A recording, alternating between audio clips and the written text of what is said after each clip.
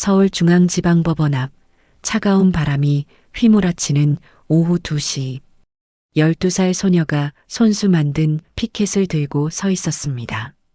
검사 서민재는 교통사고로 죽지 않았습니다. 옆에는 9살 남자아이가 마스크를 쓴 채 떨고 있었죠. 그때 남자아이가 갑자기 컥 마이너스 소리와 함께 피를 토하며 무릎을 꿇었습니다. 준우야. 소녀의 비명이 울려 퍼졌어요. 법원 계단을 내려오던 검은 코트의 중년 남자가 얼어붙었습니다. 피켓을 본 순간 그의 얼굴이 새하얗게 변했거든요. 옆에 있던 여자가 아이에게 달려갔지만 남자는 주변을 먼저 둘러봤습니다. 그리고 소녀가 차갑게 말했어요. 우리 아빠 죽인 거 당신들이잖아요.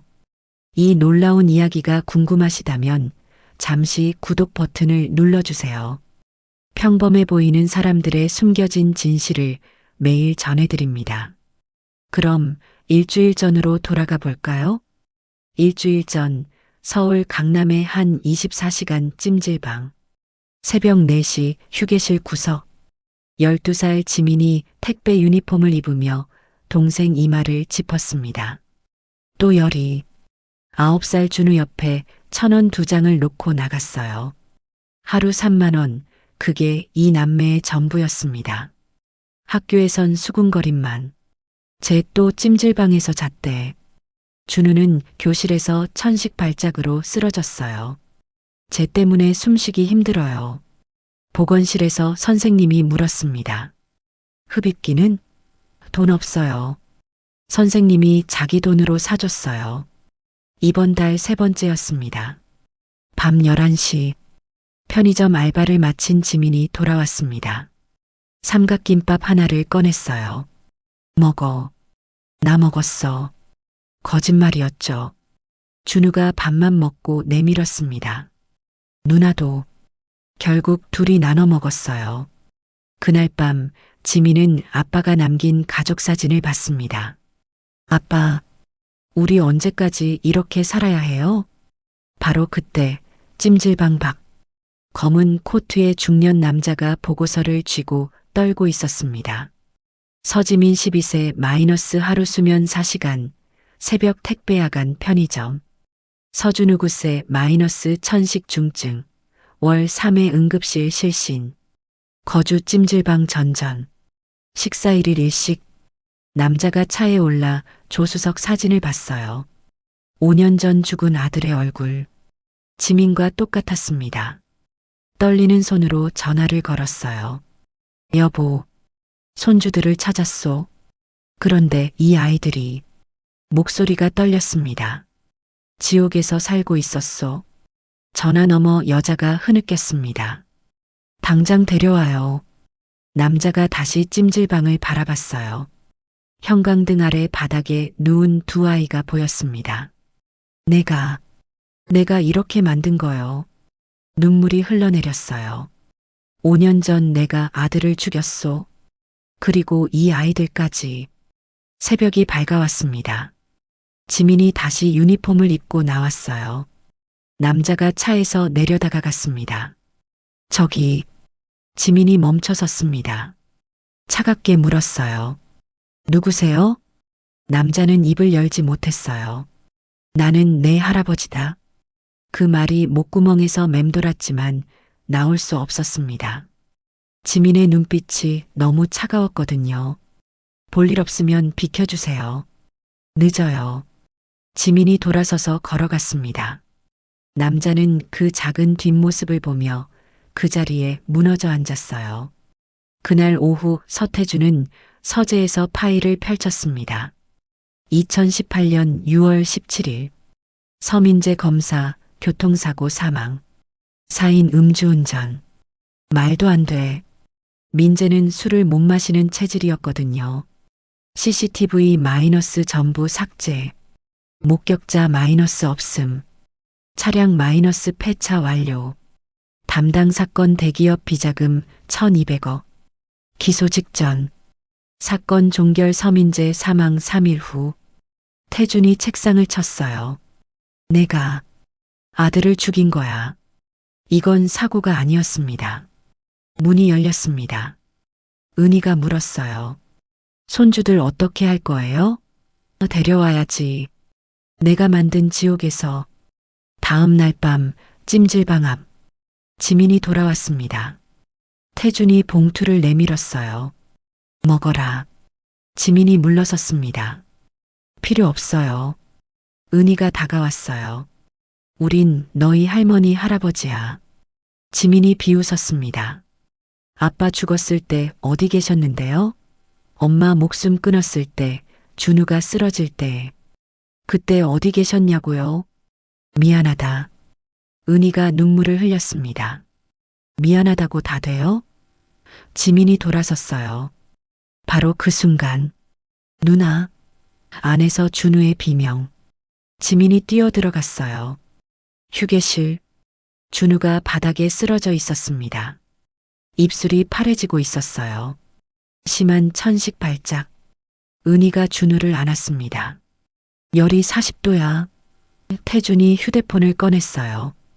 119 부르겠습니다. 지민이 태준의 손을 잡았습니다. 처음으로 눈에 공포가 가득했어요. 제발. 동생만은. 태준이 무릎을 꿇었습니다. 할아버지가 잘못했어. 미안해. 제발 병원만 가자. 지민이 떨리며 말했어요. 약속하세요. 준우 살려주면 할아버지 말 들을게요. 응급실. 의사가 나왔습니다. 중증 폐렴입니다. 24시간만 늦었어도. 지민이 복도에 주저앉아 울었어요. 은희가 등을 쓰다듬었습니다. 이제 괜찮아. 사흘 후 태준의 차가 거대한 저택 앞에 멈췄어요. 여기가 집이에요? 그래. 이제 너희 집이다. 안으로 들어간 준우가 소파를 만졌습니다. 누나, 이거 진짜야? 2층에는 각자의 방. 준우가 침대에 앉았어요. 폭신하다. 지민이 중얼거렸습니다. 더러워질까봐. 저녁 식사. 식탁에 음식이 가득했지만 지민은 손을 대지 않았어요. 배 안 고파요. 태준이 밥을 담아줬습니다. 먹어라. 지민이 한 숟갈 먹고 멈췄어요. 나중에 다시 굶을까 봐요. 밤. 태준이 지민의 방 문틈으로 봤습니다. 지민과 준우가 침대가 아니라 바닥에 이불 깔고 자고 있었어요. 태준이 복도에 주저앉아 울었습니다. 내가 이 아이들한테. 다음 날 아침 초인종이 울렸습니다. 이강석이 왔어요. 로펌 공동대표. 그의 시선이 아이들에게 향했습니다. 이 아이들이 소문으로 듣던. 무슨 일로? 태준이 차갑게 물었어요. 이강석이 서류를 꺼냈습니다. 유전자 검사는 하셨습니까? 요즘 가짜 손주 사기가 많습니다. 태준이 서류를 던졌어요. 필요 없어. 나가. 로펌을 위해서라도. 나가라고. 이강석이 나가며 미소 지었습니다. 차 안에서 전화를 걸었어요. 박 선배님, 저 이강석입니다. 박소영. 돌아가신 따님 기억하시죠? 전화 너머 거친 목소리. 누구야? 따님, 아이들이 지금 서태준 회장 집에 있습니다. 따님을 죽게 만든 그 집안에. 뭐라고? 목소리가 떨렸습니다. 이강석이 미소 지었어요. 한번 만나 뵙죠. 제가 도와드릴 수 있습니다. 일주일 후 고급 음식점. 이강석과 박철수가 마주 앉았습니다. 박소영의 아버지. 손주들을 그 집안에 둘 순 없소. 철수가 주먹을 쥐었어요. 양육권 소송 제기하십시오. 친권자는 외조부님이니까요. 이강석이 서류를 밀었습니다. 줬소. 철수가 끄덕였어요. 눈빛은 차가웠습니다. 태준의 서재. 5년 전 기억. 저 기소 강행합니다. 비자금 1200억. 민재가 말했어요. 태준이 책상을 쳤습니다. 내가 뭘 안다고. 아버지가 변호사 된 이유가 정의 아니었어요?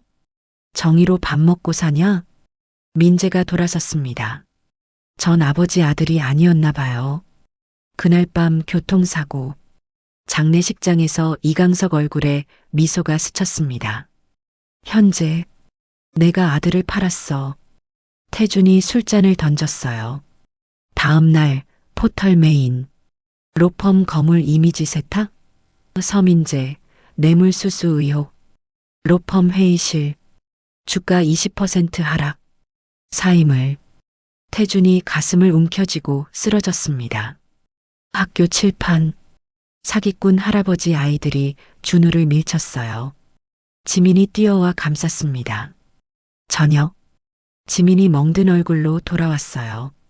쟤 때문에 우리 떠날까요? 은희가 끌어안았습니다. 안 돼. 우리 가족이야. 신문 봤어요. 우리 아빠가 나쁜 사람이었대요. 그건 거짓말이야. 어른들 말은 다 거짓말이에요. 병원. 태준이 누웠습니다. 이강석. 5년 전에도 지금도 저 자식이 다 꾸민 거야. 일주일 후 아동보호기관 직원이 왔습니다. 아동 학대 신고. 친권자 박철수 씨가 직접 신고하셨습니다. 지민이 얼어붙었어요. 외할아버지가? 일주일 후 재방문하겠습니다. 지민이 가방을 꺼냈어요. 우리 나가야 해요. 은희가 무릎 꿇었습니다. 안 돼. 우린 가족이야. 그럼 우리 아빠는요? 왜 아무도 안 믿어줘요? 믿어. 내 아빠는 정의로운 사람이었어. 그날 밤 지민은 엄마 휴대폰을 충전했습니다. 문자 800통. 발신자 박철수. 돈 언제 갚을래? 내가 죽으면 애들한테 받는다. 마지막 문자. 이번 주까지 3천만 원. 녹음 파일. 아버지, 민재 죽었는데 내가 좋은데 시집 갔으면 갚을 수 있었잖아. 서태준 회장님한테 그 집안은 절대 믿지 마. 내 남편 죽게 만든 놈들이야. 보험 증서. 수익자 박철수. 2억 원. 엄마를. 외할아버지가. 지민이 은희에게 뛰어갔어요. 병원. 퇴원한 태준이 휴대폰을 받습니다. 이 자식이. 당장 고소한다. 그때 초인종. 박철수와 이강석. 손주들 데리러 왔소. 법원 가처분. 양육권 정지. 나는 친권자요. 이강석이 미소 지었습니다. 법은 지키셔야죠. 지민이 휴대폰을 들었어요. 이거 보고도 그런 말 할 거예요? 문자 800통. 녹음.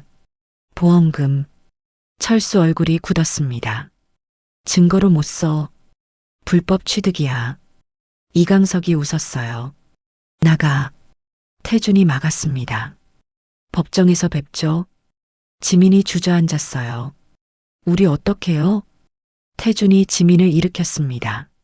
싸운다. 법정에서 끝까지. 2주일 후 서울가정법원. 양육권 신문. 이강석이 일어났습니다. 서태준은 손주를 이미지 개선에 이용 중입니다. 재판장이 철수를 봤어요. 왜 손주들을 안 돌봤습니까? 경제적 여건이. 지금은요? 준비됐습니다. 태준 변호인. 따님과 금전거래가. 철수가 당황했어요. 3천만 원. 통화 내역입니다. 사망 전 석 달간 200통. 재판장이 지민을 불렀습니다. 증인석으로. 외할아버지가 줬습니까? 지민이 고개를 저었어요. 아니요. 철수가 벌떡 일어났어요. 지민아, 조용히. 재판장이 제지했습니다. 엄마 죽게 만든 게 외할아버지예요. 문자 800통. 돈 갚으라고 우리한테 받는다고. 녹음 재생. 서태준 집안은 절대 믿지 마. 내 남편 죽게 만든 놈들이야. 철수 얼굴이 하얗게 변했습니다. 보험금 2억 원 수령했습니다. 태준 변호인이 제출했어요. 법정 문이 열렸습니다. 증인 김태훈입니다. 보험사 조사팀, 5년 전 서민재 사고 담당자, 음주운전 아니었습니다. 고해 추돌. 하지만 압력이 들어왔어요. 보고서 조작하라고 봉투를 꺼냈습니다. 블랙박스 SD카드. 누가 압력을? 김태훈이 이강석을 가리켰습니다. 통화 녹음 있습니다. 스크린. 민재 운전 중. SUV 고속 추돌. 전복. 도주. 은희가 비명을 삼켰습니다. 가처분 기각. 박철수 친권 박탈. 이강석 구속. 이강석이 도망치다 붙잡혔습니다. 지민이 돌아섰어요. 외할아버지는 처음부터 없었어요. 태준이 손을 잡았습니다. 이제 끝이야. 석 달 후. 검찰 재수사. 살인 전환. SUV 운전자 검거. 이강석이 고용한 처리업자. 법원 선고. 이강석 징역 12년. 박철수 징역 5년. 태준 회장직 사임. 돈보다 중요한 걸 잊고 살았습니다. 기자회견. 검사 순직 유가족 지원 재단 설립합니다. 한 달 후. 아이들이 다가왔어요. 지민아, 미안해. 괜찮아. 나중에 뭐 될 거야? 검사. 아빠처럼. 준우는 친구들과 놀았어요. 천식도 좋아졌습니다. 저녁. 지민이 밥을 마음껏 먹었어요. 미역국 한 숟갈. 눈물이 났습니다. 엄마 맛이에요. 밤. 지민이 침대에서 잤어요. 바닥이 아니라 5월 8일 민재 생일. 법원암. 1년 전 지민이 피켓 들었던 그 자리. 꽃, 미역국, 케이크. 태준이 무릎 꿇었습니다. 아들아. 아빠가 틀렸다. 넌 옳았어. 미안하다. 지민이 옆에 무릎 꿇었어요. 아빠, 전 꼭 검사 될 거예요. 준우. 나 이제 안 아파요. 차안. 할아버지. 어른은 다 거짓말쟁이라고 생각했는데. 지민이 웃었어요. 할아버지는 처음으로 약속 지킨 어른이에요. 태준 눈에 눈물. 나도 믿어. 준우. 은희가 두 아이 손을 잡았습니다. 우리 이제 진짜 가족이에요? 그래. 우리는 가족이다. 영원히. 눈 속에서 시작된 가족이 봄 속에서 완성됐습니다. 6개월 후 겨울. 지민이 중학교 교복을 입고 거울을 봤습니다. 은희가 넥타이를 매주며 말했어요. 우리 지민이 중학생 됐네. 할머니, 떨려요. 괜찮아. 넌 잘할 수 있어. 학교 정문. 지민이 들어서자 선생님이 반겼습니다. 전학생 서지민 맞지? 반장 출신이라며? 네. 교실. 아이들이 수군거렸습니다. 쟤 그 애 아냐? 뉴스에 나온. 하지만 이번엔 달랐어요. 한 여학생이 다가왔습니다. 안녕? 난 수진이야. 같이 점심 먹을래? 지민이 놀라 고개를 들었어요. 응. 방과 후 지민이 도서관에 갔습니다. 법학 서적 코너. 형법 총론, 형사소송법 입문을 꺼내 읽었어요. 사서 선생님이 다가왔습니다. 중학생이 벌써 법학책을? 지민이 웃었어요. 전 검사 될 거거든요. 제 아빠처럼요. 그날 저녁 저택. 준우가 뛰어들어왔습니다. 할아버지, 할머니, 나 받아쓰기 100점 받았어. 시험지를 펼쳐 보였어요. 태준이 준우를 안아 올렸습니다. 잘했어. 은희가 뺨에 뽀뽀했어요. 식사 시간. 4명이 둘러앉았습니다. 할아버지, 오늘 재단 일 어땠어요? 지민이 물었습니다. 태준이 미소 지었어요. 새로운 가족 3명을 도와줬단다. 엄마를 잃은 아이들이었어. 우리처럼요? 그래. 우리처럼. 지민이 말했어요. 할아버지, 전 나중에 재단 일도 돕고 싶어요. 검사 되면요. 태준의 눈에 눈물이 맺혔습니다. 그래. 고맙다. 주말 태준의 서재. 지민이 조심스럽게 문을 두드렸어요. 할아버지, 들어가도 돼요? 그럼. 들어와. 지민이 책장을 봤습니다. 법률 서적이 가득했어요. 할아버지, 이 책들 읽어도 돼요? 당연하지. 내 아빠도 어렸을 때 여기서 책 많이 읽었단다. 지민이 한 권을 꺼냈습니다. 책 사이에서 사진이 떨어졌어요. 어린 민재가 웃고 있는 사진. 이게 우리 아빠? 그래. 내 나이쯤 됐을 때야. 지민이 사진을 보며 눈물을 흘렸습니다. 닮았어요? 저랑? 태준이 지민의 머리를 쓰다듬었어요. 많이 닮았어.